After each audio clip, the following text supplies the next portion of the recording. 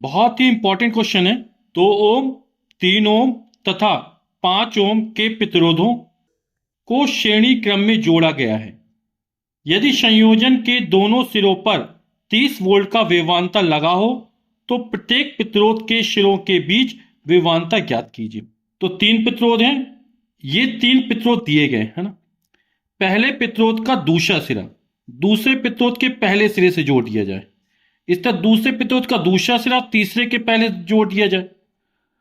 पहले प्रतिरोध का पहला सिरा और तीसरे प्रतिरोध का दूसरा सिरा किसी सेल या बैटरी से जोड़ दिया जाए तो ये जो बन जाएगा श्रेणी क्रम में संयोजन हो जाएगा। 30 वोल्ट की बैटरी है, तो जब प्रतिरोधों को श्रेणी क्रम में जोड़ा जाता है तो प्रत्येक प्रतिरोध में बहने वाली धारा समान होती है। तो पहले इसका तुल्य प्रतिरोध निकाल लेते हैं। तो श्रेणी क्रम में तुल्य प्रतिरोध क्या हो जाएगा? आर बराबर R1 plus R2 plus R3। तो R1 R2 R3 के मान रख देते हैं। R1 का मान है 2 ओम, R3 का मान है 3 ओम, R3 का मान है 5 ओम। 2 3 5 5 5 10 ओम। तो परिपथ का जो तुल्य प्रतिरोध निकला है वो 10 ओम निकल आएगा। ये ओम का प्रतीक है।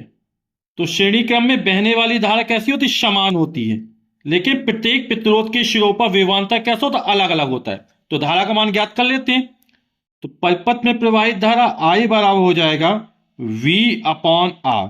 V बराबर आई आर होता तो I बराबर V अपॉन R। 30 वोल्ट और R का मान 10 ओम निकाला। 30 में 10 का भाग जाए 3 एम्पियर की धारा प्रवाहित होगी। तो जब प्रतिरोध श्रेणी क्रम में जोड़ते हैं तो प्रत्येक प्रतिरोध के सिरों पर विभवांतर का मान अलग अलग होता है। तो इसमें विभवांतर V1 मान लेते हैं, इसमें V2 मान लेते हैं, इसमें V3 मान लेते हैं। तो 3 एम्पियर की धारा प्रवाहित हो रही है, विभवांतर V1 माना, तो V बराबर क्या? I इंटू R होता है।